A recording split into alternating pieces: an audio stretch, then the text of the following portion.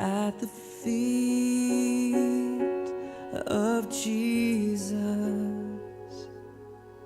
the greatness of mercy and love at the feet of Jesus, and we cry, holy, holy, holy. We cry, holy, holy, holy. We cry, holy, holy, holy is the Lamb.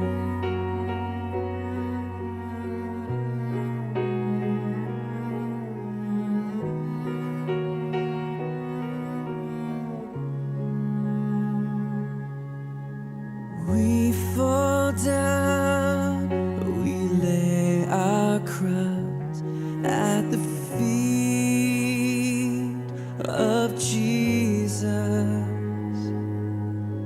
the greatness of your mercy and love at the feet of Jesus, and we cry, holy, holy, holy.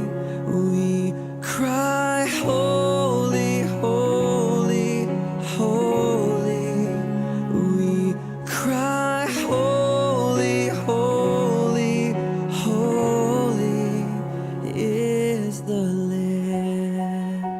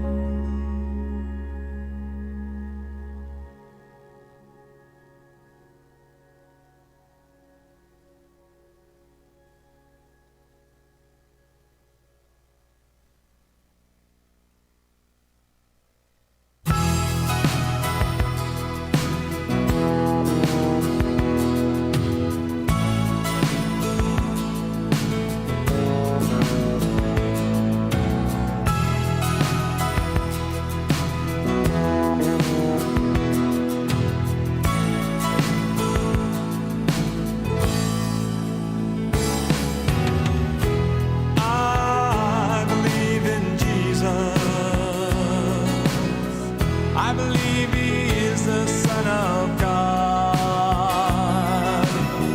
I believe he died and rose again. I believe he paid for us all.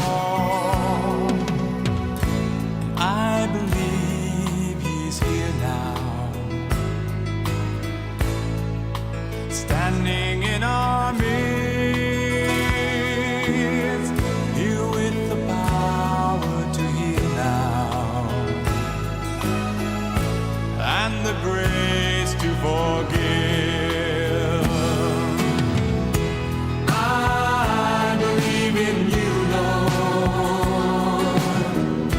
believe you are the Son of God.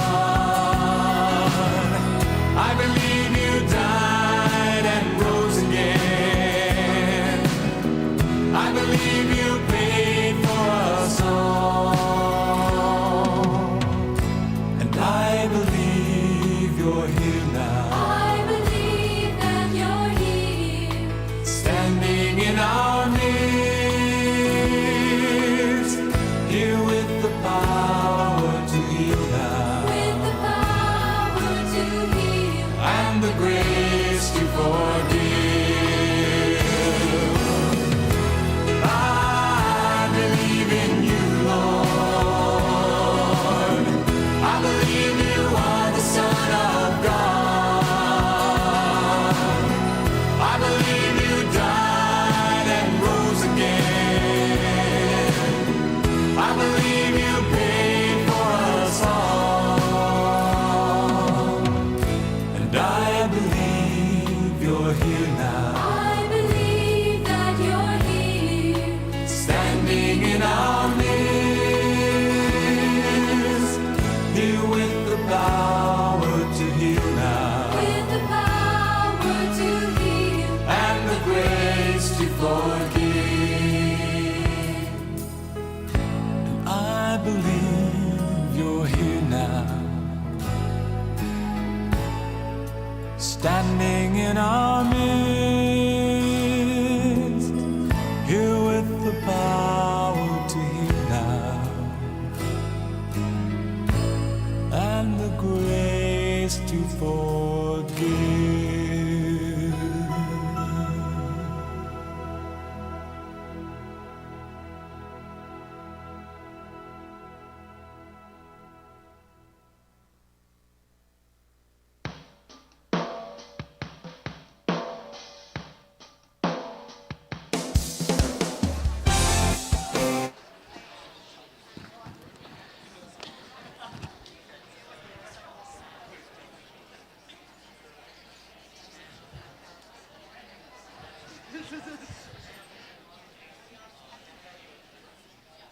Well, good evening. That's so weak. Good evening. Oh, so much better.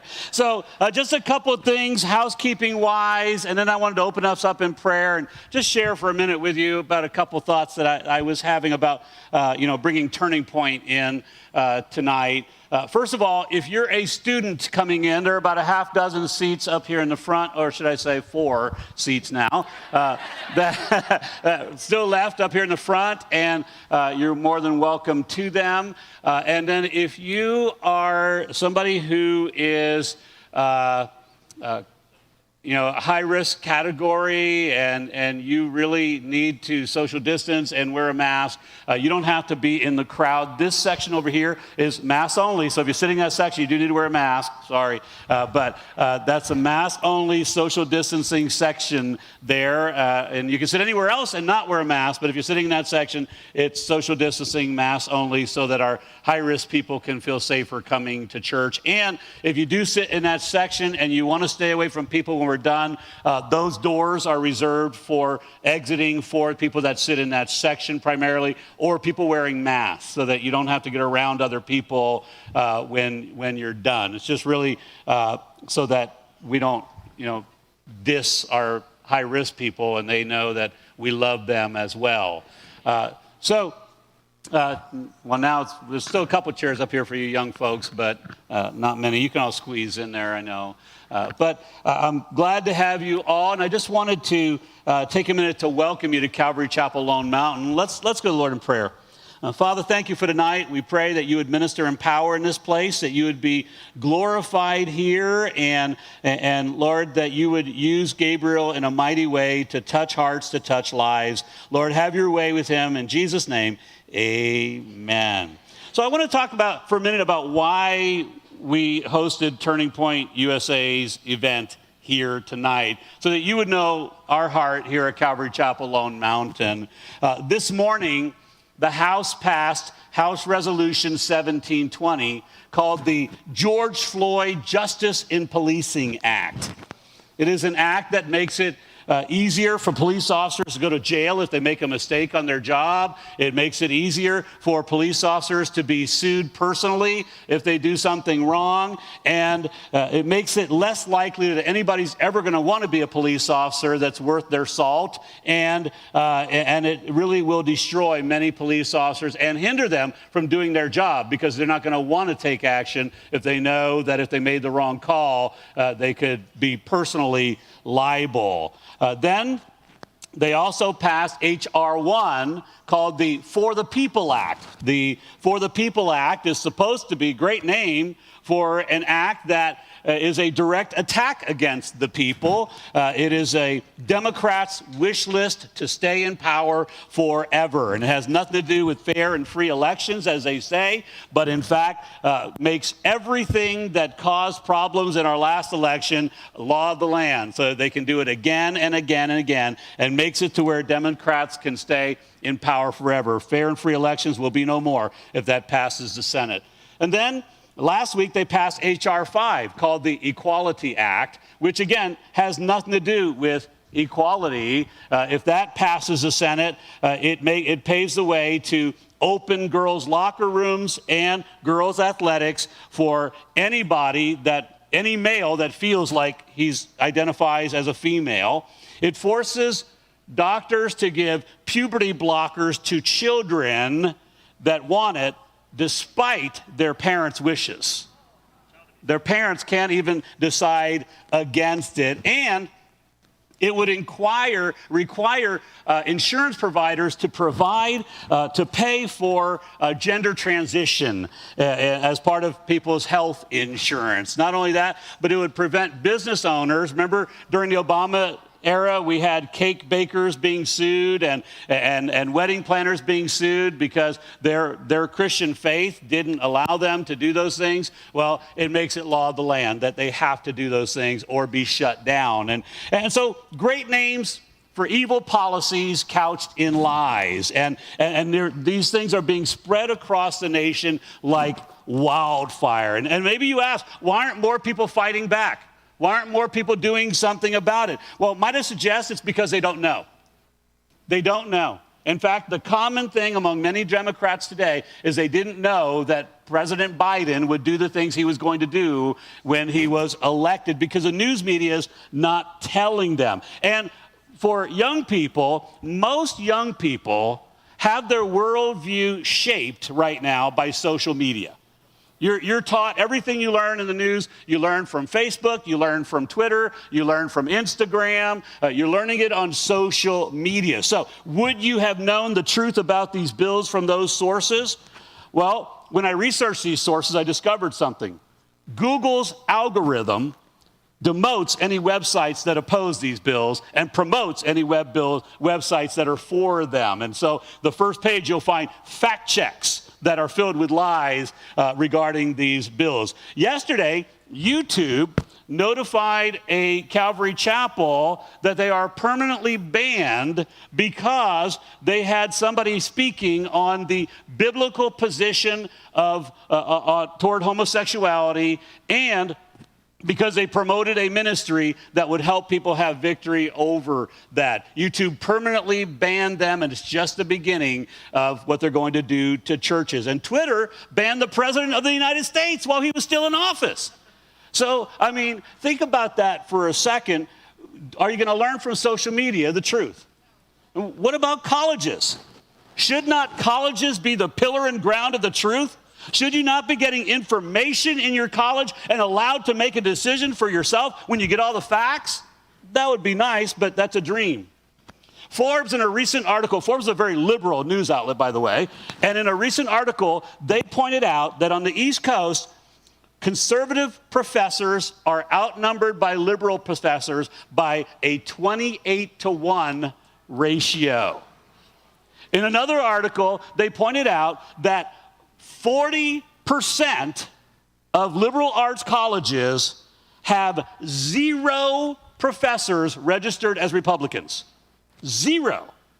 So, will you get an unbiased view from colleges? Absolutely not. And are they effective at changing young people's worldviews? Think about this statistic. 66% of church-going youth, 2/3 of church-going youth that go to college, by the time they're done with college, no longer go to church. 2/3 of them. They are very effective. So this is why I'm a major supporter of organizations like Turning Point USA that go on to the campuses and share the truth. And not only do they share the facts, but they're willing to debate the lies that students are believing, right?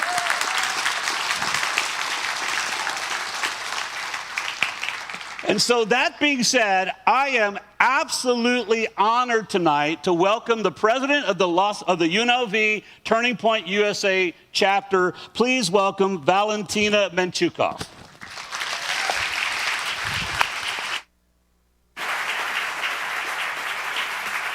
Does this work? Awesome.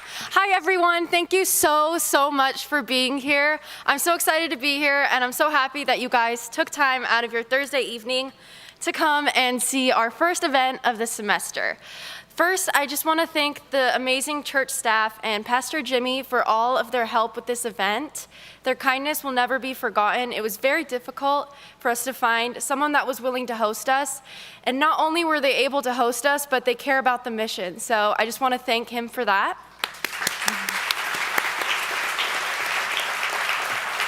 Next, I'd love to thank my exec team and all of the Turning Point students that came really early to help us set everything up. You guys are very much appreciated, and I appreciate all of your hard work for that. So thank you guys for that.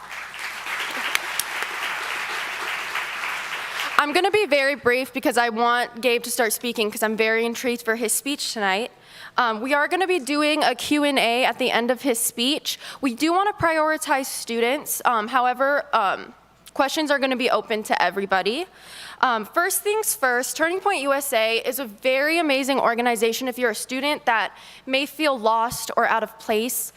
It's a home for you, it's a place where you can make friends, and it's really a lot of fun. So I just wanted to announce just a couple of things.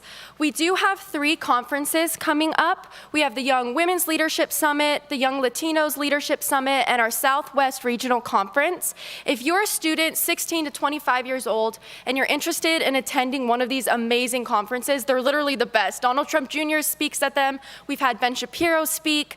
If this interests you, please come find me or one of the exec members because we want to get you guys signed up. Our upcoming conference is going to be April 16th through the 17th, and we're going to be providing transportation to that. So if that's something that interests you, I definitely encourage you. They're life-changing, they're amazing, and you meet so many amazing people, and you get to hear so many amazing speakers.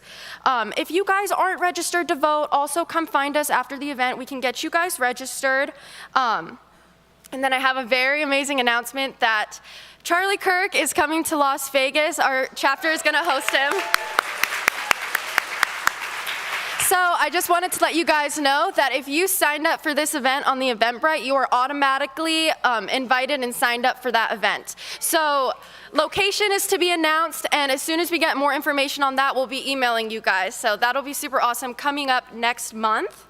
And then most of all, I just want to say, if you're a student and you want to be a part of making these amazing events, and you want to be a part of a chapter, and you want to start your own chapter, whether you're in high school or college, I highly recommend it. I encourage it. It changes your life. And if that's something that interests you, if you have kids, if you have grandkids, if you know any student, high school or college, please come find me or any of the exec members after the event, and we'll get you guys all the information to sign them up so they can get involved. Lastly, I just want to thank Sarah Clark from the Leadership Institute for setting this up, and our amazing field rep, Parker Harris. You two have helped us tremendously, leading us. This is our first event. So thank you guys so much again for being here. I'm super excited, and without further ado, here's Gabriel.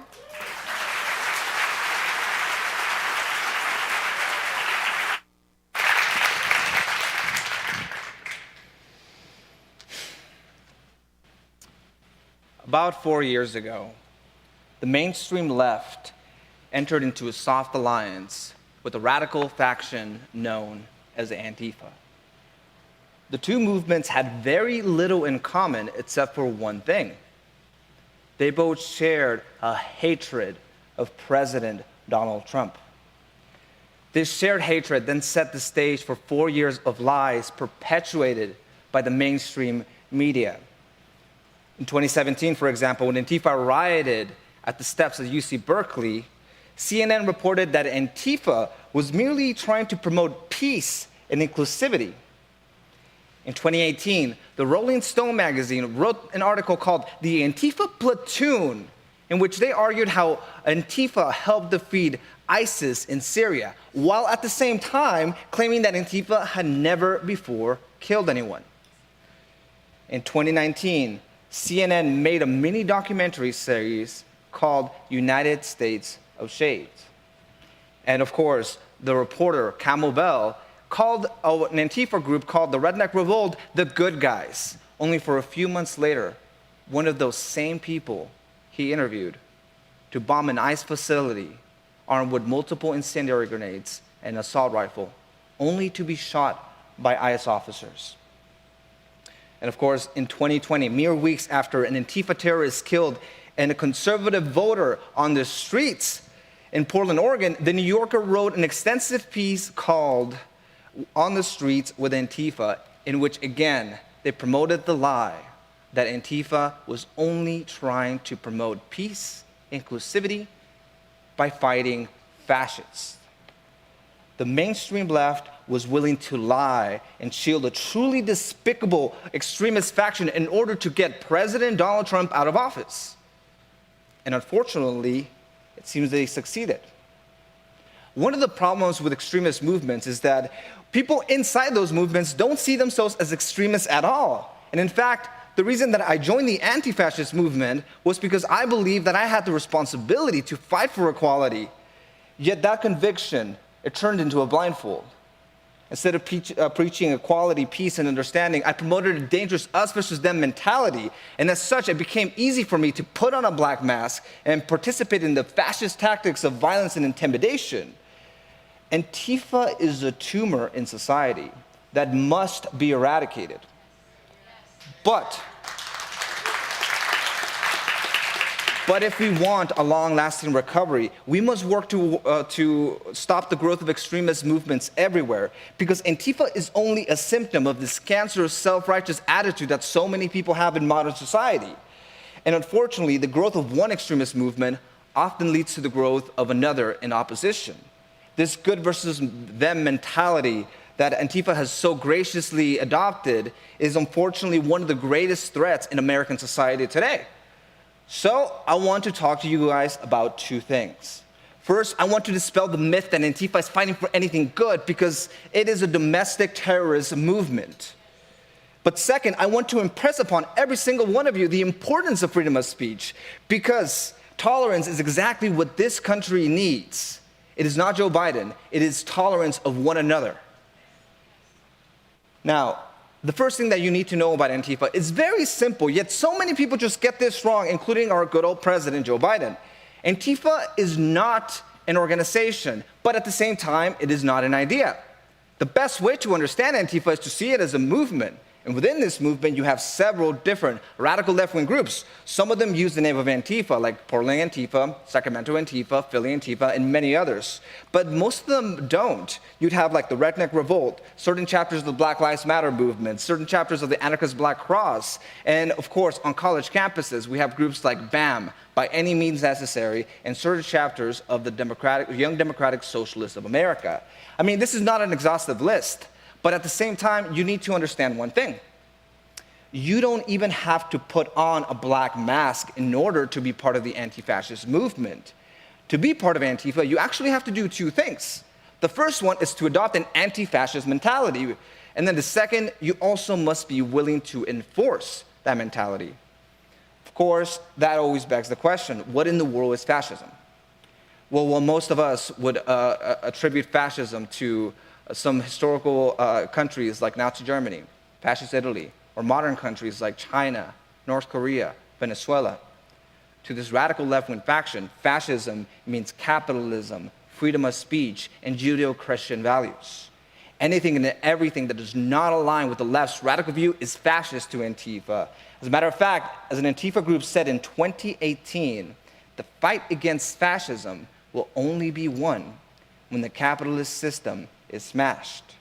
Antifa wrongly believes that to adopt an anti-fascist mentality means to reject capitalism and Western society and just basic American liberal values. And I'm talking about liberal as in the Democratic Party, as in liberal as in classical liberal beliefs. But remember, that's only half the story. Because in order for you to truly claim to be part of this extremist movement, you also must be willing to enforce that mentality. In fact, there's a book called Antifa, the Anti-Fascist Handbook. It was written by a leftist academic who has been dubbed the Antifa academic.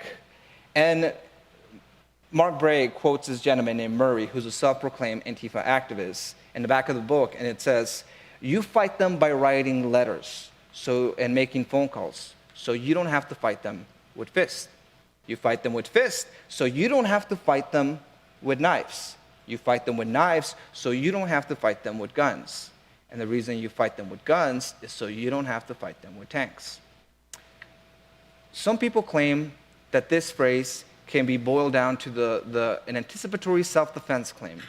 We can say, we can boil it down to the phrase of, "Don't mess with me and I won't mess with you." But there's absolutely no conditional threat to this statement. In fact, you can actually boil it down to the saying, "You better sit down and shut up or we are going to make you by any means necessary." However, with this in mind, you can even break down Antifa activism into different stages. Of course, the first one being intimidation.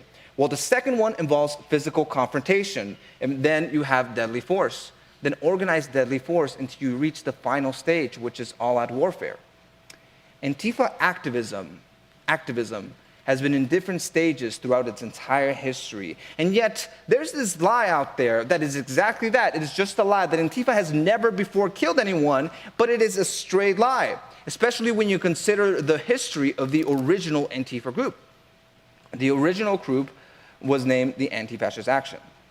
This was established in the 1930s and was a part of the KPD. And of course, much like modern Antifa, that Antifa was more interested in fighting for political power than fighting actual Nazis. Because along with the KPD, they would team up with the Nazi Party to fight against other social democrats before Hitler rose to power.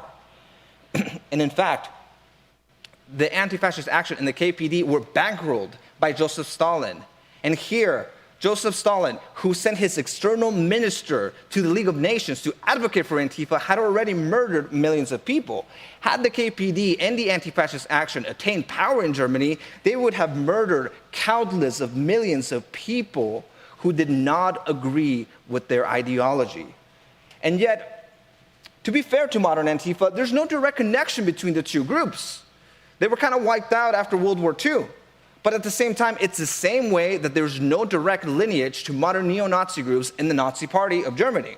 Yet both modern groups are still promoting this hateful and dangerous ideology. But at the same time, we don't even have to look that far from modern Antifa killings. For example, from a period of 1970 to 1988, the Red Brigade anti-fascist group killed dozens of people in Italy, including the Italian Prime Minister. In Spain, the 1st of October anti-fascist resistance groups killed 84 people from years 1975 to 2007. And in fact, the name of this group, the 1st of October, is a celebration of their first attack in which they killed 4 police officers on the 1st of October. In Mexico, in 2011, the group Individuales Tendiendo al Salvaje, or Individuals Tending to the Wild, took responsibility for killing a Mexican scientist and then bombing a laboratory which injured several people. For decades, we were incredibly lucky that American Antifa had never been as destructive as its foreign counterparts. But in 2020, left-wing radicals in America, they escalated their activism, or so-called activism, to include attempted murder. And in more than one instance, they succeeded.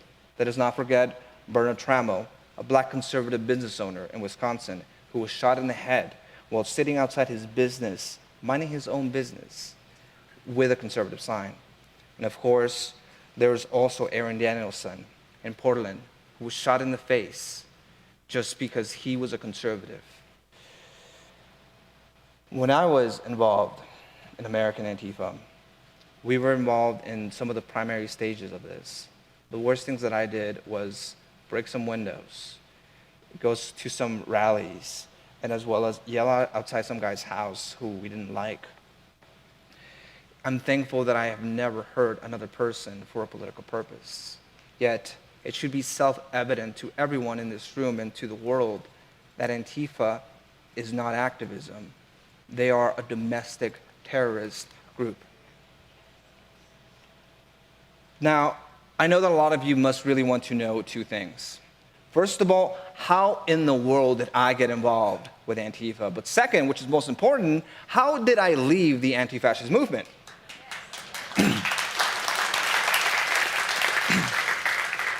Well, the first time that I put on the black mask was in 2011, and it was to organize against the National Socialist Movement, which is a neo-Nazi group. This is a group that likes to parade the American flag and the Nazi swastika as if that you could ever coexist in any world. Now, I already knew a little bit of history with Antifa because modern Antifa comes from the 1980s, and it comes from anarcho-punk music, which is the music that I listen to, and that I used to listen to. Now, I came in wearing all black, not knowing what I was going to find. And as soon as I showed up, I met other members of the anarchist tradition, other members of Antifa, and they invited me to be part of the Black Bloc, my very first Black Bloc, which is when everyone's dressed in black in order to hide everyone's identity, to remain anonymous, commit crimes, and get away with it because the police cannot track us. Now, after this, they invited me to several different events all throughout Southern California. I did events with the Anarchist Black Cross. I did pro-animal rights demonstrations. And I went to several different anarchist book fairs, really to understand the history of the anarchist tradition. And then, Antifa promotes this ideology that is us versus them, because if I dare to say anything, all of a sudden I became their enemy. And whenever I protested the actual Nazis, I thought that America stood with them. Otherwise, why in the world would the police defend their right to free speech, right? Well, at the time, of course, I didn't realize that this false dichotomy was just that, a false dichotomy. There are competing rights in America that we all must live with, because not doing so truly hurts our republic and our democracy. But ultimately, I realized the errors of my ways, and I became a conservative activist. And that story really all starts in high school, when I was introduced to great economic minds like Milton Friedman and Thomas Sowell. Now, I call them great now, but at the time, I didn't like them. I disagreed with them. But I found them interesting. I found them interesting enough that I wanted to have conversations with my friends. Well, who were my friends? Other members of the anti-fascist movement. And for being an anarchist at the time, that was the very first time that I was called a capitalist pig, just for asking questions. For several months thereafter, I read a lot of left-wing books and talked to left-wing activists from all throughout Southern California and trying to find out how to rebuke the free market. But instead of finding people who were willing to have these conversations with me, I found a lot of strawman arguments who, again, were just arguing for power. But luckily, soon after, I started college. And I finally decided to start a libertarian club to find out what the right side of this equation really believed. Now, a lot of people find it incredibly weird that myself, as a left-wing activist, as a left-wing ideologue, would start a right-wing club. This is actually a lot more common than you may think. For example, the first time I did this speech was in 2018, and it was at Sonoma State University. And I remember there was this girl who, she listened to the speech, she raised her hand, and she said, you know something, actually, I'm a liberal. But a left-wing club on campus told me I should not come because they said that you were going to spew a lot of anti-women propaganda. Of course, I don't talk about those issues at all. But luckily, she didn't listen to them. She came. And then after my speech, she liked it so much that she decided to join the club. Or another instance, in Southern California, I was helping a Turning Point USA chapter table, which is where we're trying to get people to sign up for the club. Well, there was this girl who, she looked at us, she started walking and started yelling, just saying, you guys are racist, you guys are fascists, every single insult in the book, right? And as she was walking away, there was 3 gentlemen who were walking towards us. And again, the same thing. She looks at them and says, "Don't talk to them. They're racist. They're fascists." Well, you know something? That caught their attention. They came up to us, and this guy, he picked up a little pen, and he said, "Well, why are you guys racist?" And then he read the pen. It said, "Big government sucks." And before I could even open my mouth, he's like, "Nah, man, you guys are cool. Where do I sign up?"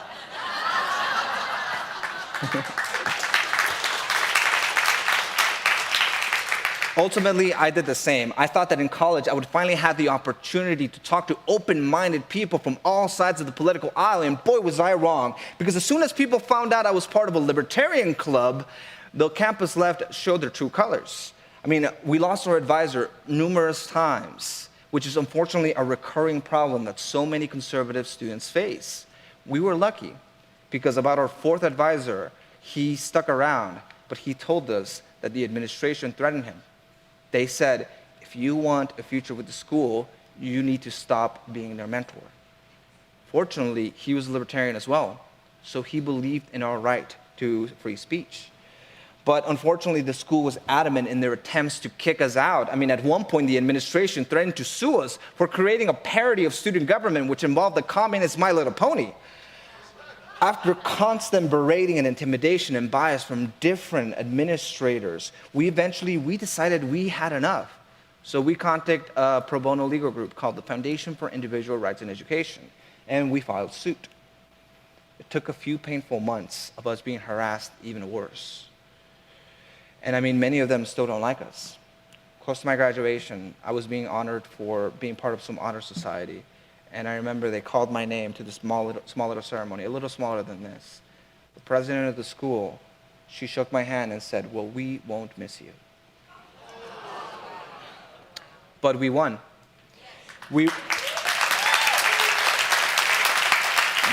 We won, and we removed their own constitutional policies because they had absolutely no right to discriminate against conservative thought or anyone's thought on campus. And I mean, the reason that I left Antifa was because I just wanted to talk to people without being silenced. But the reason that I became a conservative was because I realized the campus left was trying to silence dissent just the same.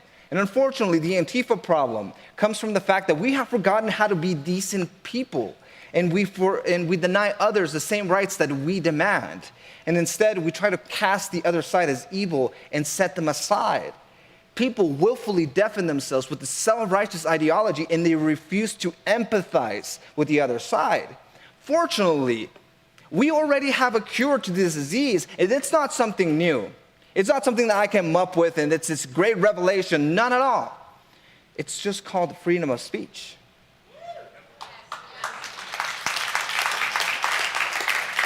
When we look at someone from the other side of the aisle, we should not look at them as Republican or Democrat, as liberal or conservative. We should look at one another as a human being who is entitled to an opinion. Because partisanship divides nations, we need to put people first and politics second. I will tell you one last story which I think it really encapsulates this message of mine. Last year, I had the opportunity to be interviewed at CPAC by Joe Thomas. Joe Thomas is a radio host at Charlottesville, Virginia. And I soon found out that he was at the right. Not because he was a white supremacist, but because that's his hometown. He's a journalist. He wanted to check out what was going on in his city. Well, as soon as he showed up, the Black Lives Matter movement and Antifa doused him with urine and pepper sprayed him, just for being white. At one incident, and there's a picture of this, there's this young man, as he puts it, about to beat him down when Hawk Newsom stopped the attack. Hawk Newsom is the leader of the Brooklyn Black Lives Matter movement, a radical left-wing activist who's gone on Fox News and threatened to burn down the system. Why would he defend a white Joe Thomas? Well, I found out that Hawk and Joe had met at a different political event. And of course, Joe interviewed Hawk, gave him a voice. After those 10 to 15 minutes of just talking, or the interview, they started talking. Now you'd think President Trump had just gotten elected. Maybe they're talking about the election. They were talking about coffee and their children for over an hour. It was that moment of humility when Joe saw Hawk not as a political opponent, but just as another person with very intriguing and very complex thoughts, likes, dislikes, that saved Joe Thomas. We need to listen before speaking. And when it comes to our own free speech, we need to be open, honest, and kind about our beliefs, because violence breeds violence and hatred breeds hate. In the Anti-Fascist Handbook, Mark Bray writes that at the heart of the anti-fascist outlook is a rejection of the classical liberal phrase that I disagree with what you say, but I will defend to the death your right to say it. Antifa believes that shutting down far-right speeches will lead to a better society. It's this fairy tale dream that somehow violence can create peace. But whenever Antifa shuts down an event, they are not winning. They are merely creating a people who feel resentful and who are apt for radicalization. Because if the media continues to lie and defend the indefensible that is Antifa, those lies will only serve as a rallying cry for the growth of an extreme right. And unfortunately, with the growth of an extreme right, you will get a growth of an extreme left. Antifa and the extreme right are two sides of the same coin. Violence and censorship are not the answer. Anyone who believes this is just dead wrong. As President Barack Obama once said in an address to the United Nations General Assembly in 2012, efforts to restrict speech can quickly become a tool to silence critics and oppress minorities. The strongest weapon against hateful speech is not repression, it is more speech. The voices of tolerance that rally against bigotry and blasphemy and lift up the values of understanding and mutual respect. Ultimately, if we want to build a better society and get rid of extremist movements like Antifa and the alt-right, we need to reject this false dichotomy that Antifa proposes and instead embrace that which made the United States of America the greatest country in the world. We need to embrace tolerance and freedom of speech. Thank you.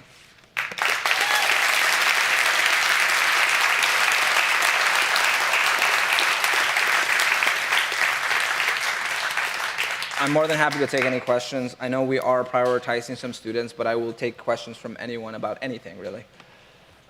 Right here. Oh, sorry. Yeah, I should mention, if you have a question, please line up. We do have 3 mics right there in the middle and to the left. Just please come up, ask your question so people in the live stream can hear you.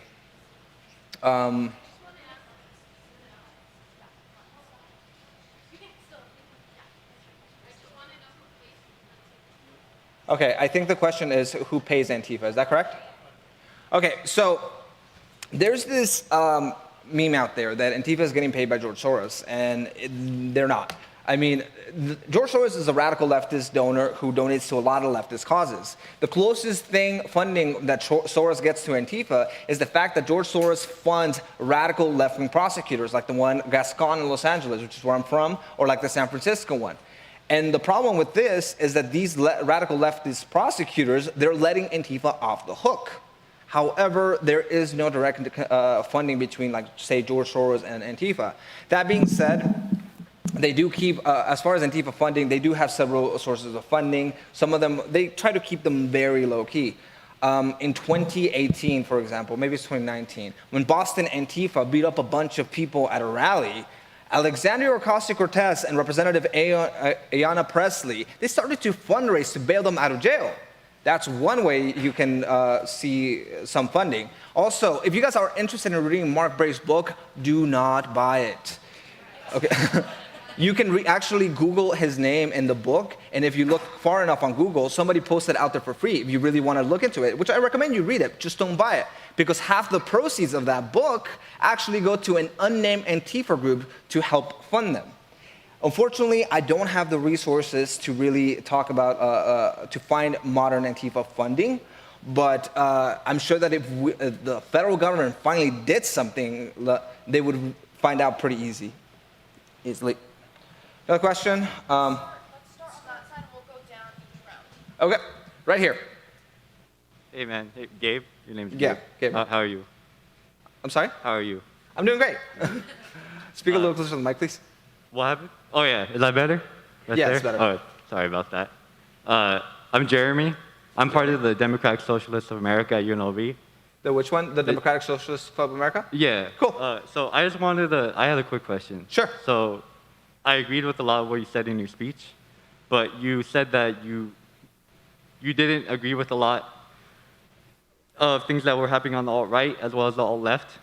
But with Turning Point USA, a lot of the members are on the alt-right. So how do you personally, I'm just asking That's just not true. So I'm just asking you personally, like, how does it make you feel you're speaking at an event that you're saying that you disagree with in your heart? Like, Okay. I'm asking you as a person. First of all, let's take your premise, which is just false. Like, Turning Point USA is not part of the alt-right. But let's take it. I said a lot of the members may Okay, be. let's take I didn't say let's that's take- the organization as a Let's group. take that premise, for example, because I just think it's not true. As a matter of fact, people like Nick Fuentes absolutely hates Turning Point USA, which, you know, it's just one modern example as one of the alt-right leaders. That being said, let's take that as true for a second. Wouldn't it make sense for me to talk to people who disagree with me and try to convince them to be more peaceful and to not be racist? That's exactly, I'm willing to talk to absolutely anyone who is willing to listen to me about my message, because my message is very simple. Just be kind to one another. But at the same time, no, like Turning Point USA, a lot of the members are not part of the alt-right. Maybe I'm sure you can go online, you'll find a couple of people here and there, but in fact, I work with the college students a lot, and I know that some of those alt-right members that you're talking about, they get annoyed at Charlie Kirk, and they hate him because he's not quote-unquote conservative enough. Turning Point USA and the alt-right are completely two different things. Another question, please, right here. Thank you. Yeah, Ryan, also, I guess just with respect to him for at least peacefully asking that question with some Yes. dissidents, always welcome it.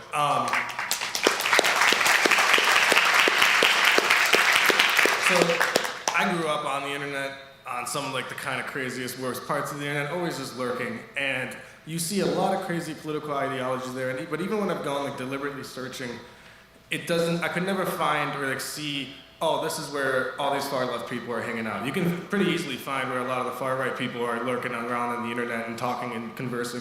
But so when you were in it, what types of like platforms or like modes? Because yeah, if you go on Twitter, you might find a few pages of Portland Antifa or something, and it's just a few surface level posts. But what kind of platforms and like tools did they use to organize amongst themselves and converse with one another? I'm about to date myself. I was in Antifa when I was on MySpace.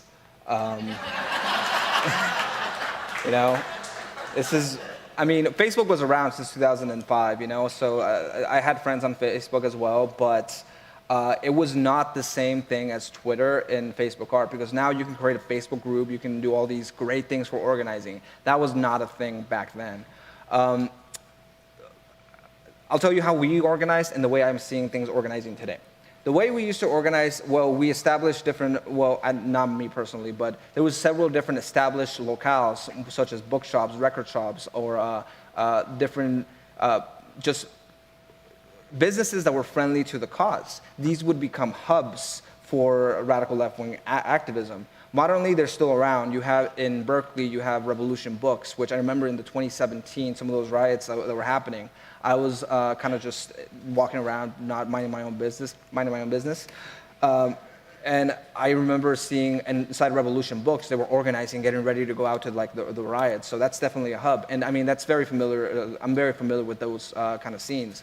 I remember some of the calls to actions that would just be posted on the walls of these bookshops and record shops or whatever, and you'd get in contact with somebody, and then that's kind of how it would go. I mean, I played a lot of phone tag with a lot of people to try to get involved with, I got connected with people from the Anti-Racist Action, which is an Antifa group, the Animal Liberation Front, the Earth Liberation Front, which are all radical leftists. As a matter of fact, the ELF and the ALF, who I just mentioned, in the 90s, they were dubbed as eco-terrorists and stuff, so that was kind of like my circle of friends, if you will. That being said, modernly, that has changed so much, because social media just allows them to just put out their message out there. Because for our message, we have to go to the shops to kind of see it, and then from word of mouth. Now Antifa is able to, for example, the Young Democratic Socialists of America chapter in Minnesota, I can't remember which city, they were saying, we need help going against the police precinct, a very specific one in Minneapolis, bring like your gear, basically calling for violence. And I should note, they're still up. Even though they were calling for violence, that is, Twitter refuses to take down several different Antifa groups. It is much more of a wide call to action with social media today, but there are certain groups that are smaller, they're called affinity groups or collectives, that do organize some of that stuff and they spearhead some of these movements. One of them being Portland Antifa or the Youth Liberation Front and many others. Okay, thank you. Right here. All right, so what I'm curious about is you mentioned that social media and some local businesses that are sympathetic to the cause is where they kind of gather Antifa. Sure. But are there any other primary recruiting methods that Antifa uses? I mean, back in my day, literally all I had to do to be recruited, because when I was around, it wasn't as big as it is today. It's gotten much, much worse and much more organized. For me, all I had to do was show up. And they kind of invited me there. I was a kid, I was 17. And some of these people were like in their early 20s. One of them, I think, was like 27, which is my age now. And they saw me as like, oh, like let's help the youth, let's bring more people into it. And interestingly enough, I could still probably infiltrate the Antifa movement the same way. I actually went to an Antifa protest in Washington, D.C. on election night. And I dressed up as the black and with the last mask, I just put on a sweater, the whole deal, tried to see what I would find.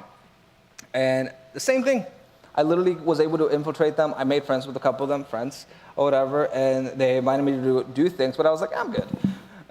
But I do know that Andy No, who's a reporter from Portland, he has a very good book out there. It's called Unmasked, which I think it deserves a shout out, because he was able to realize that certain chapters, bigger chapters, like, say, the Red Guards of Austin or Portland Antifa, they actually have a very strong recruiting and vetting process. And you have to be voted into the inner echelons of the group. And if one person objects, you're out. It has to be a unanimous vote for you to be able to call yourself part of the Antifa, Portland Antifa. So, yeah. Another question?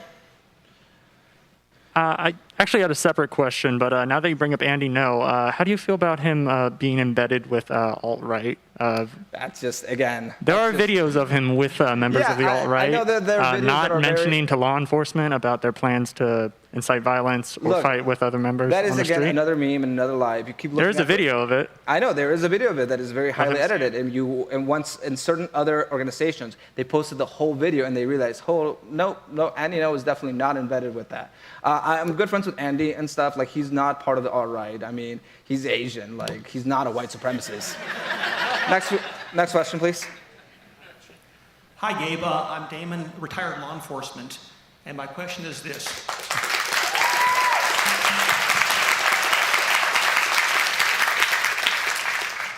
Well, thank you. My question, Gabe, is this.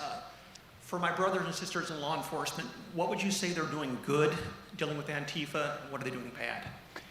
One of the Antifa tactics that a lot of police officers are unfortunately getting baited into is that's exactly what it is. And there's a tactic out there in which you try to push the police and poke them, try to make them to, police officers are human. They can get annoyed. They'll get mad. Sometimes you have to pull them back. It happens. But then they will edit videos, and then they will make that as a propaganda, saying look, the police is hurting us, and then we didn't do anything. It's just a lie. The vast majority of instances, Antifa activists, radical activists, they are the ones instigating that. One of the advice I would give to any law enforcement is to resist that, because, and it just goes to speak into the level of training for say the military. It's a much higher level to be in the military than police officers. And I remember seeing the National Guard just getting yelled at by Antifa activists, and they're just right there. It's I used to have a drill sergeant, it's nothing. Have a look, try to. I can relate to that. That's the best advice I can give you. Don't get baited into it, because that is a tactic that they want to show. They want to make it seem like every single time the police does something, they started the altercation, when the majority of times, I don't want to say every single time, the majority of times, it was actually Antifa riders who started the violence. Thank you, Gabriel. Thank you. Thank you for being here today. I Thank just you. have a curiosity. A lot of Antifa members, do you think they're part of the animal rights movement, like Antifa, like PETA? I mean, I was. Not PETA. Animal rights, an animal right movement turned Antifa? Yeah. PETA is not looked as kindly within radical circles. I know that for most liberals and conservatives, we look at PETA and oh, they're radical. They're not radical enough for some of the circles that I hung out with. We saw them as a corporate, just a corporation who was trying to make money off of things. But yeah, there is a lot of animal rights things. I mean, I was vegan. A lot of my friends were vegan. I had friends who were rescuing bunnies. That's what the word they use. Rescuing bunnies, but from laboratories and stuff. But yeah, there is a lot of overlap among that. A lot of the animal right movements, they try to make you feel like you're doing something good, like protecting dogs, rescue dogs, and all that, while you're hurting working animals. But that's why I'm wondering if the Antifa movement kind of led to that, to make you feel like you're doing something good. I mean, it does. I mean, being part of Antifa, you feel like you're doing something good. You're so, quote unquote, fighting fascists, when fascists are supposed to be evil people, right? So it feels like you're doing great. And some of the things that I did, I look back and I'm just I can't believe I thought this was right at any point. But yeah, there is a lot of overlap between the animal rights movements, the earth movements, and Antifa. They're not necessarily part of the Antifa itself, but they do fall within this whole broad category of the anarchist tradition. Thank you.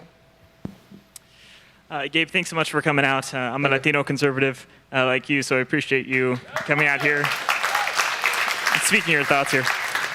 I think most young conservatives can appreciate, the evidence of violence and radicalism that Antifa has. So I love the speech, but I agreed with a lot of what you said. I'm curious, what are your thoughts about the messaging that we can give to folks who are in Antifa or considering joining Antifa, who want to fight against, any abuse that they do see in police, or if they see any radical elements with, like we said, animal rights activists? What is the message to pull them away from Antifa? It's really difficult to pull people away from Antifa. It really is, because when you're an extremist movement, everything anyone says to criticize you, all of a sudden is wrong, and you lash out at them. I mean, that's what happened to me, and I know that's what I have a few friends, other friends who are also former Antifa members or part of the radical leftists, and they see that whenever you try to criticize or have questions about it, they lash out. What I'm more interested in about is people who are on the fence, liberals and conservatives. There's a story that I love to tell, and I'll tell you guys for now. It's Daryl Davis is a great man. He's an African-American gentleman who has dedicated the last 20 to 25 years to befriending members of the KKK and getting them to renounce their robes. And that is amazing. And he talks about the only way I was able to do them was to treat them with respect, talk to them, become their friend, and then they converted themselves, as he likes to say. I used to tell that story until this really nice student, she asked me, well, you can't expect us all to be Daryl Davis. And I thought, that is an excellent point. I don't think that we can, unfortunately, save every single white supremacist and bring them up to not be racist. I don't think we could save every single Antifa activist out there. What we have to worry about is those people who are on the fence with it, and who they are kind of yeah, I mean, that sounds kind of like a good idea, and we have to pull them away before they even step into that. When I say talk to people with who you disagree, I don't necessarily mean go talk to Antifa activists or go talk to white supremacists. Talk to those people who are nowhere close to that, but you keep calling them that, and have those conversations, talk to them, become their friends, because that friendship is going to prevent them from going to the extreme. There's another guy. I often get asked why I don't talk about the alt-right or racist enough, and it's well, I was never a racist, I was never a white supremacist. But there's this gentleman who was part of the KKK or maybe a neo-Nazi group. He was a skinhead, and he says that when he was young, must have been 16, 17. He didn't know what to do. He didn't know what to do with his life. He had a very traumatized childhood, And there was a guy, a skinhead, who pulled him, and he said, "Come on, I'll be your friend." And he always says, it could have been anyone. If a coach became my friend, I would have been an athlete. If a music teacher, I would have been a musician, and all of these things. So we have to pull people before they even get there.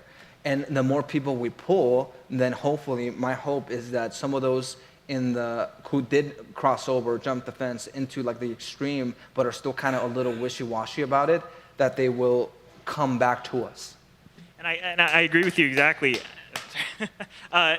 You have that same psychology. I mean, in El Salvador, where my mother's from, you have these gangs, MS-13, and in Mexico, I'm sure, overrun with cartels. The psychology of stopping high schoolers and middle schoolers from getting into these cartels and gangs is how you prevent these gangs from growing. So I don't know what we can do here. At UNLV, we're not rife with gangs, of course, but I'm curious to see in the future organizations like TPUSA and other young Republican groups to prevent these Democrats and these liberals, friends of ours, turning into, like you said, these radical elements. So thank you. Thank you. Appreciate it. Thank you for being here. My name is Lori, Thank you. and I'm a Christian, and I'm a conservative. Thank you. And I actually have a question from a dear friend of mine who lives in Oregon. And she said if you allowed questions, I would ask it for her. What do you know about the fires in Phoenix and in Oregon and up the I-5 in 2020? She said that she has a friend, her sister is the PD dispatch supervisor in Medford, Oregon. And she told her sister it was all arson, and lots of locals had videoed proof, but it was still never publicly acknowledged as arson, and they believed that it was murder and cost to millions. I wouldn't be able to speak too much to that, unfortunately. It's I only read whatever the official reports, which how trustworthy can they be sometimes. I can't really say much about that. I know that there was some instances of that, but at the same time, we do have to acknowledge the fact that it's specifically for California, they've done an atrocious job at maintaining their forests. So I don't know if they're related. I'm really sorry that I really can't speak to that too much. I understand, and my husband was a logger in California, and we used to manage the forests a lot better than we do now. Yeah.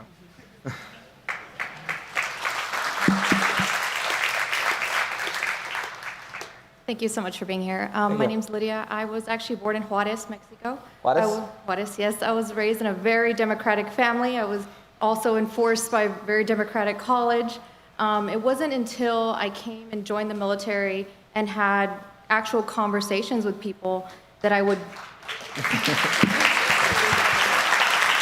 It wasn't until I joined, the Air Force and actually had conversations with people that, that had different values and perspectives than I did. And I would go home and I would go and research and what did Obama say? What's this bill that Obama passed? I got to find something, to combat the argument. We would have really good debates, and they would bring up great conversation. But now we're all stuck at home. We have no communication. Everybody, even the younger kids. I'm 31. The younger kids aren't even on Facebook, And so where do we have these conversations? These real conversations? Do I get on Snapchat? Do I get on TikTok? How do I find these kids and start talking to them? This is a very, very important question that you're asking me. There's this gentleman named Jonathan Haidt, and he is a great moral psychologist. And he talks about this, how the Generation Z did not get raised like us. I'm still on the end of the millennial generation. And because as I mentioned, I grew up with MySpace, but the new generation has social media. And one thing he points out specifically is that the median age for getting your driver's license is getting higher. It used to be at 14. When I was around, it was around 16, 17. Now kids are getting their driver's license at 19, 20, and that you have to wonder why. They have nowhere else to go. They have everything in the palm of their hands. And it is a very struggling question. It's a very intriguing question. I don't have the perfect answer for that, but one thing I will say is, let's try to get off some of these social media sites.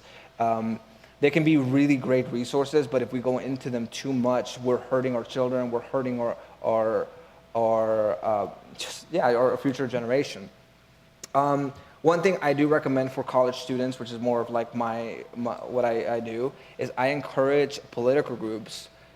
This is a great event, and I think everybody who invited me here made this possible, but I encourage people to not have political events as much and then just have like pizza parties and invite the other side. Because, and not even talk about politics, literally go bowling. Go bowling, go like, I don't know, whatever sport is cool to do in here, and get to know each other as like friends first, because once you become friends with somebody, then it's a lot harder to like call them a Nazi and like to like storm off than if it's just some random person. I'm so sorry, this is 2 in a row, that I don't have the greatest answer for this because I'm not a moral psychologist. I feel like Jonathan Haidt is much better at this and stuff. The only thing I can say is that we do have to raise our children, hopefully I'll have some soon, but our children to be able to talk to people and not just be isolated. Of course, the pandemic is probably the worst time to do that right now, but once we're out of this, hopefully there'll be a backlash against staying at home, and children will actually go out and play with others. Over here.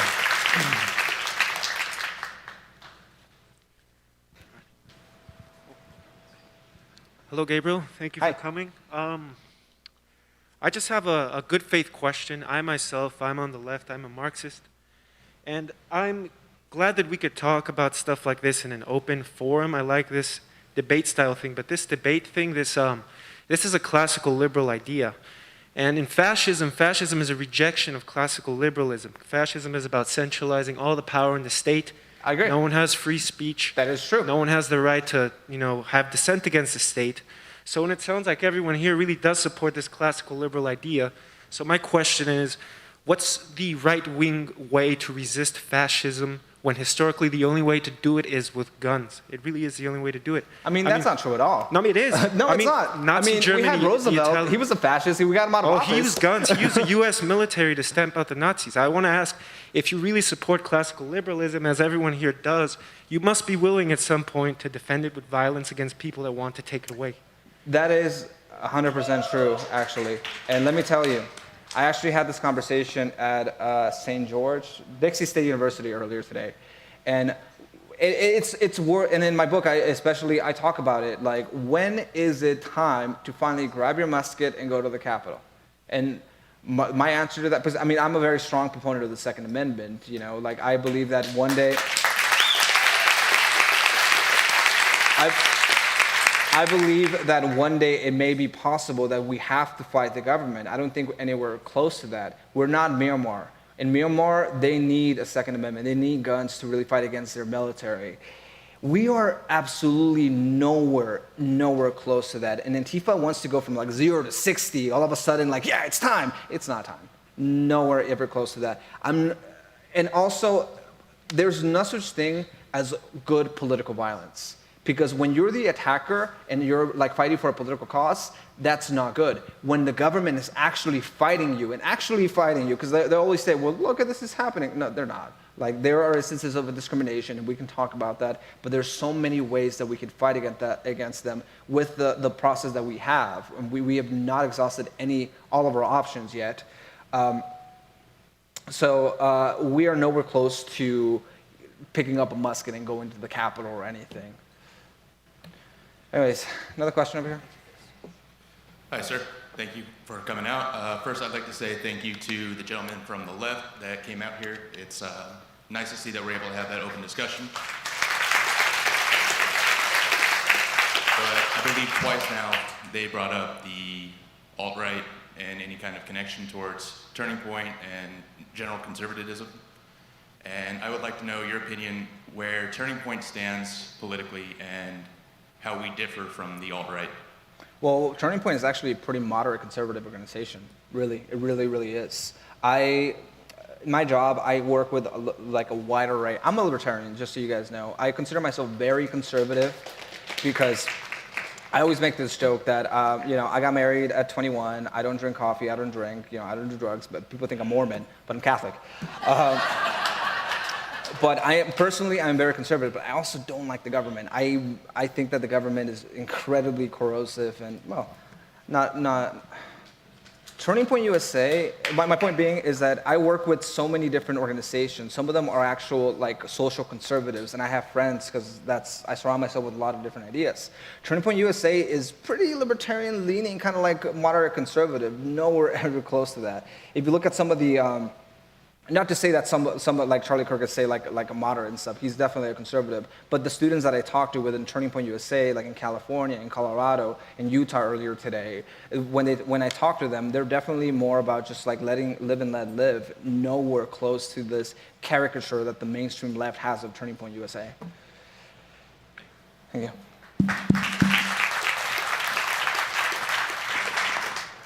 How you doing, Gabe? My name is Irvin. Thank you for coming out. Thank you. So there is substantial evidence from Homeland Security that the Russian state has been financing and carrying out campaigns of disinformation that have caused protests and counter-protests of 10,000 people, and recently a violent insurrection against our own capital. Disinformation has surrounded our election, COVID, and Biden's recent presidential win. Trump's administration during this time rallied around this idea that social media was censoring conservatives and Republicans when they were fact-checking them. Do you believe that instead, companies and our intelligence agencies should work together to combat these campaigns through deplatforming them and fact-checking them to minimize the voice that they have? And just for clarification, fact-checking has largely been true and effective thus far. And your First Amendment would not be violated because you do not have a right to use any social media. You have a right to just speak without the government punishing you. I actually have in this little folder 2 speeches. The second one is called Cyber Antifa. How big tech creates extremism. And give me 2 seconds. The problem with big tech and what do they call it? Censor or whatever, is that there's such a thing called as the backfire effect. Have you ever heard of the backfire effect? The backfire effect, and I want to find that quote specifically. Let's see. 2 seconds. Bedrock, vicious cycle. Some malprotections now. Decades ago. Dang. Okay, whatever. The backfire effect is whenever you tell somebody that they are wrong, it's like, you're wrong. All of a sudden, psychology would make you think, oh, maybe I am wrong. No, it actually makes you like, no, I'm not. I'm not wrong. You're wrong. And you've had study after study prove this. In 2002, which is one of the examples I give, the Southern Political Science Association found that showing negative information about a particular candidate to one of the supporters actually made them increase their support for that candidate. And here's what happens when you have cyber fact-checking and stuff. Not only is it biased, because it really is, because oftentimes they fact-check opinions as opposed to actual just facts, but whenever you shut down somebody, all of a sudden all these people, they just felt like they couldn't get their voice heard at all, so they cling on to their beliefs. And this is exactly what you're seeing. In my speech, my other one, Cyber Antifa, I argue that every time that you silence somebody, you try to deplatform them, they don't go away. They actually just feel resentful, and then they feel like they have no other option but to turn to the extreme. I think that big tech censorship is a major contributor to the reason why people felt they needed to storm the Capitol. And in fact, again, Andy No, he told me that all the people that he interviewed, he said, well, we're getting censored. Or the people that he interviewed who stormed the Capitol, he said, we're getting censored and Antifa gets away with it. How come we can't do it? And of course, that is the wrong line of thinking. They should have not done that, but it just gives you a little bit into their head of the psychology that's at play here. The backfire effect, and you guys can all Google it, it's a very basic psychological concept is at play here. And fact-checking, all that stuff only leads to more extremism. Okay. Yeah, so do you have any sources that you could direct me to, like peer-reviewed sources, to suggest that the fact-checking has been largely biased instead of truthful? I mean, dude. I mean, there's so many things. One that comes from the top of my head is Hold on. Just the first one that comes to my head, just like right now. I'll just give you one so we can keep going. President Biden, oh, actually, candidate Biden at the time, said that you cannot ruling through executive order is a way of, tyranny, right? You're a tyrant if you only do through that. Then he did like 40 some executive orders in like his first couple of days. And people were kind of quoting him, and it's a political opinion. And then Snopes was like, oh, you're missing context, because he hasn't done an executive order on taxes. I'm like, what? He never really talked, and sure, like the executive order that Trump was signing at the time was tax related, but it was just a political opinion, a political point. The Supreme Court has said time and time again, which I think it's true even outside of politics and law, that there is no such thing as a false opinion. That was an opinion. You can take it as true, you can take it as false, but Snopes said it was false and then was missing context. That's just one example, and there's countless more.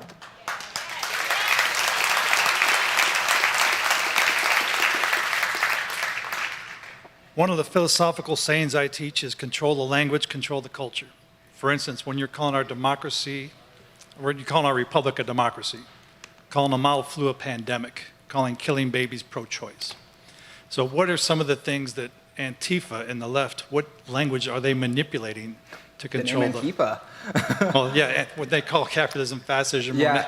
There's so many things like that. You have, like, say, the Black Lives Matter movement, supposed to be caring about Black lives, and then they make it seem like all African American people like support the Black Lives Matter movement, when in fact it is a lot of the proposals that the Black Lives Matter movement pushes, they're actually incredibly unpopular within the African American community. The main one that everyone talks about is defunding the police. They've done studies on this, like Pew Research, and it's like 80% of African American communities want more police and stuff. So it is all about controlling that slogan, that thing that you can say, well, Black Lives Matter. Of course Black Lives Matter. But the Black Lives Matter movement doesn't really care about that. They're just trying to promote their leftist Marxist ideology.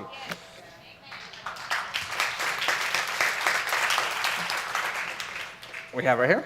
Okay, I just want to say thank you for being so bold. Thank you, young people, for coming here and doing what you're doing. I have to tell you that I'm perplexed. I come from a place I'm born and raised in Las Vegas. I'm shocked. A year and a half ago, we were having a different world. I had no idea this was going on. I think probably 90% of this room would say that right now. I'm afraid for you. I fear for you. I'm serious when I say that. I appreciate your boldness.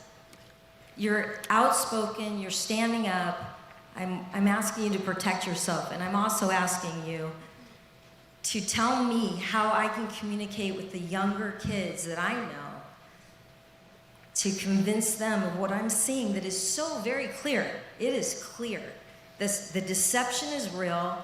There's double speak. Double speak, yeah. Double speak. I don't know. Why do I see it so clearly? And of course, I have a lot of friends that feel the same. So there's a group of us that weekly, we pray. I will tell you this. I think that it's a movement. There's behind the scenes, and I think that we are the majority. I think that it's more than what we see percentage-wise. It's the media that is small, but they're big and they're very convincing.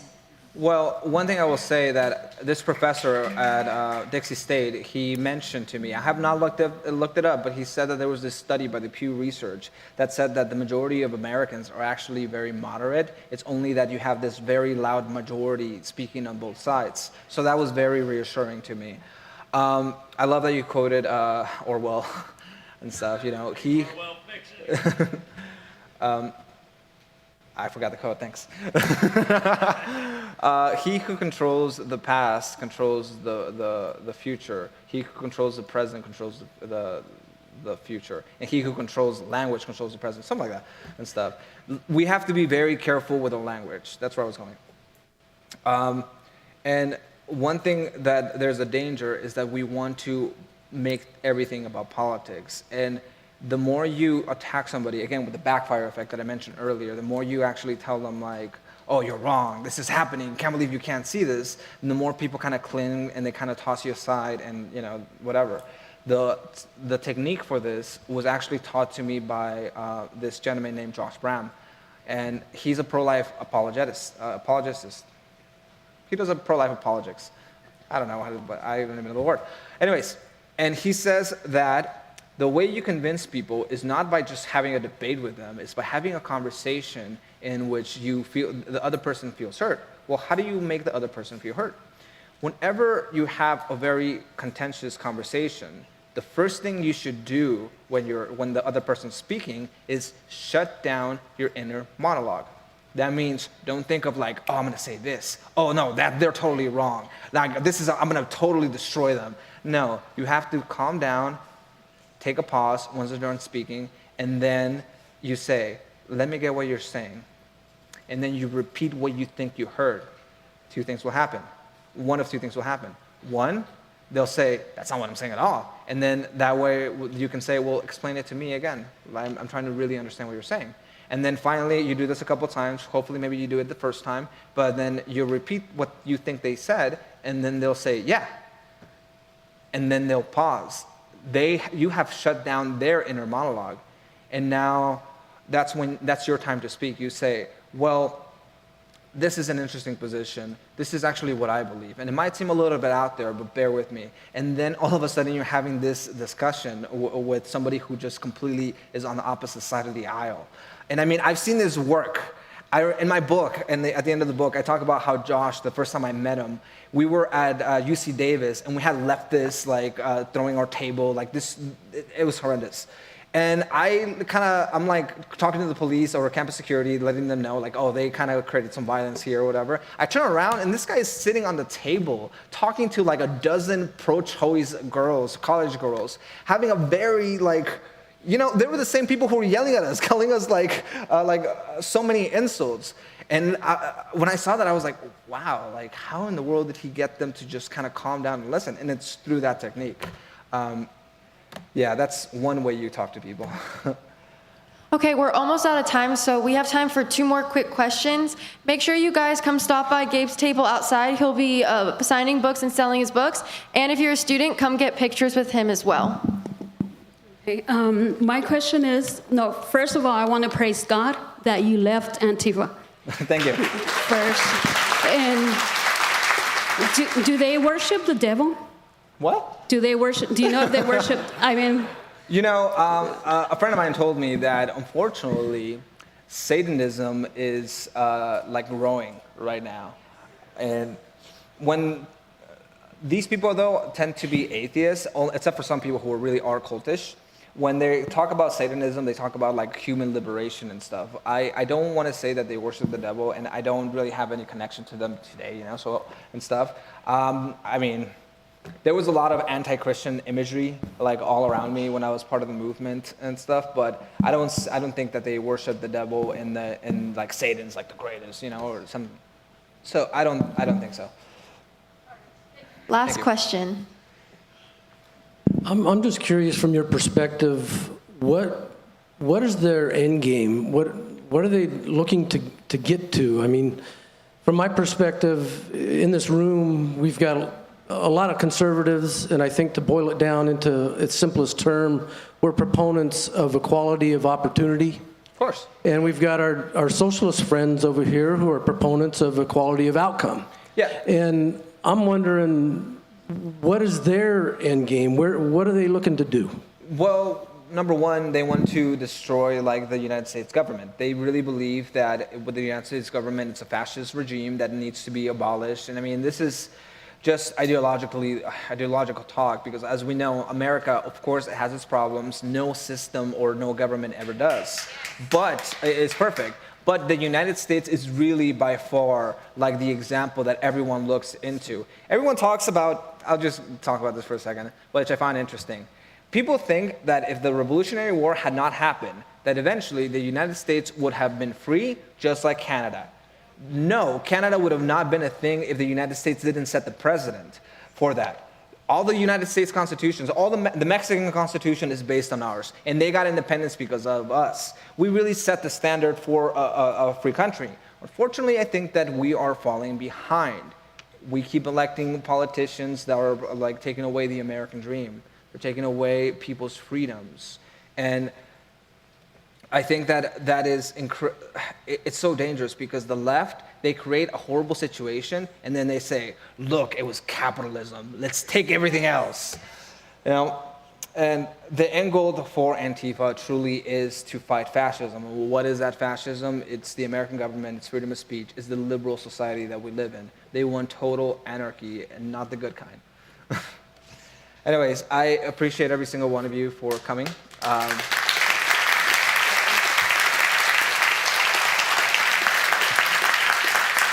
I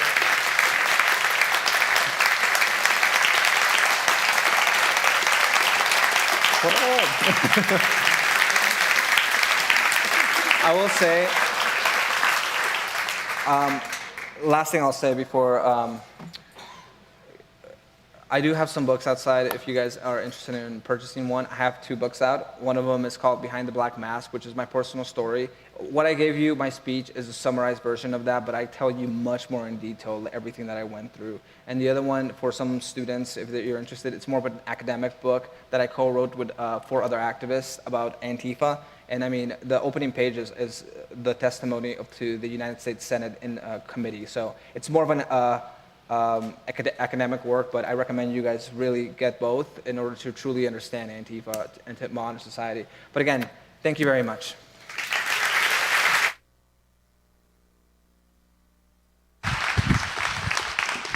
That was awesome. I'm going to bring Valentina up here in a minute to close us out. I just wanted to share something real quick with you before we close. And this is really probably, well, not probably, this is the most important thing you're going to hear tonight in your life, you're going to hear.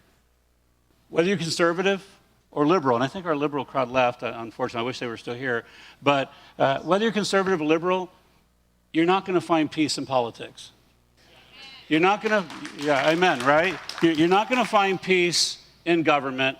You're not going to find peace in fighting for your cause. And I'm not saying we shouldn't fight. We should stand up for righteousness and stand up for what we believe to be right. And we should be able to debate these things and argue about these things. I mean, there's nothing wrong with that. But I'm going to tell you, if you're looking for peace in those things, you're not going to find it. Jesus said, in the world, you will have tribulation. That's just the fallen world we live in by virtue of sin. And I don't care if you're conservative or if you're liberal, you're still a sinner. And so, you know, when we find the enemy, it's us. We're the enemy. It's the reason James said the reason we have fighting among us is because of this inner turmoil within us. There's a battle raging in our hearts, and because we lack peace in our hearts, we lack peace with each other, and because we lack peace with each other, we lack peace in the world. And so, what's the answer? The answer is Jesus. To put your trust in Him. Right? Jesus told this very alt-right Pharisee, he said, God so loved the world that He gave His only begotten Son, that whoever believes in Him would not perish, but have everlasting life. And that's the answer. And so, listen, if you've never put your trust in Jesus as your Lord and Savior, listen, that's why we're here. That's what we exist for, is for you to find hope and for you to find life. And I'm going to tell you right now, I will hang out as long as you need me to. If you want to talk about it and you want to put your trust in Jesus, I would love to talk to you. Most of the people here are believers, and they would love to talk to you about Jesus. But don't leave here if you've never put your trust in Him without finding out more about Jesus and putting your trust in Him tonight. Amen? Amen. So before you all start exiting out, let me get Valentina up here to close us out. Valentina, thank you guys for coming out. What a blessing. Thank you. Really quickly, thank you guys so much for coming. Please follow us on Instagram at unlv.tpusa because we have 2 more speaking events coming up, and the one most soon is going to be Charlie Kirk. And then later in April, we're going to have Katie Williams, who's going to speak about education. So follow us and stay tuned. And right now, we're going to take a giant selfie with Gabe. So he's going to be on the stage. So if you want to be in the selfie, come closer. But we're going to do that right now. Thank you, guys. Have a good night.